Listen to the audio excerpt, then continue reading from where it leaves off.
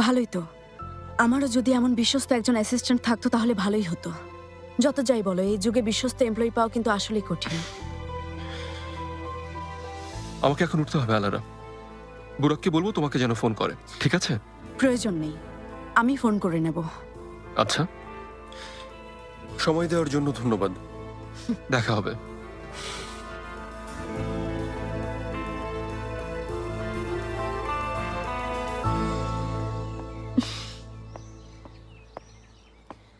তোমাদের জন্য। এটা কি মামুনি? খুলে দেখো সেমি। আচ্ছা দাও, আমি খুলছি।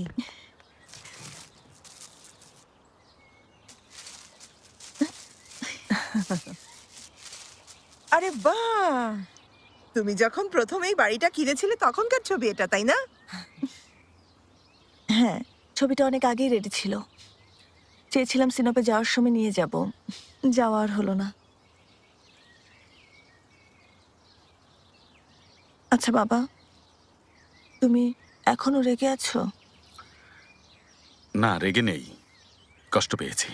বাবা প্লিজ আমার কারণে কষ্ট পেও না। আমার জীবনটা আগে এমন এলোমেলো ছিল না, ইদানিং সব কেমন ওলটপালট হয়ে যাচ্ছে।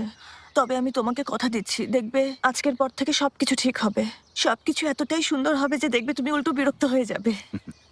তোমার বাবা টিকিট কেটেছে, আমরা আজ বিকেলে বাড়ি চলে যাচ্ছি সেলিন। আজ বিকেলে? মানে কি?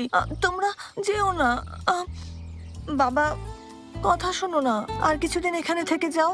আরে বলেছিলে এ সপ্তাহ থাকবে, হঠাৎ যাওয়ার জন্য অস্থির হলে কেন? সিদ্ধান্ত পাল্টেছি। বুঝেছি, এই বাড়িতে থেকে শান্তি পাওনি। প্রতিদিনই নতুন ঝামেলা, মানুষ আসে যায়, কিছু না কিছু হয়।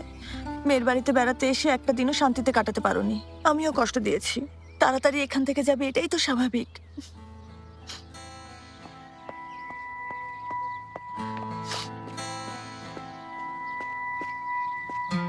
কি করছো রেহান? মেয়েটার চেহারা দেখেছো? বলে দিলেই তো পারো যে আমরা কাল যাব। একটু থামবে সেমি, আমি যা করছি বুঝেই করছি। ও কাঁদছে। বিকেলে এই কান্না খুশির কান্নায় পরিণত হবে। তুমি আমার উপর বিশ্বাস রাখো।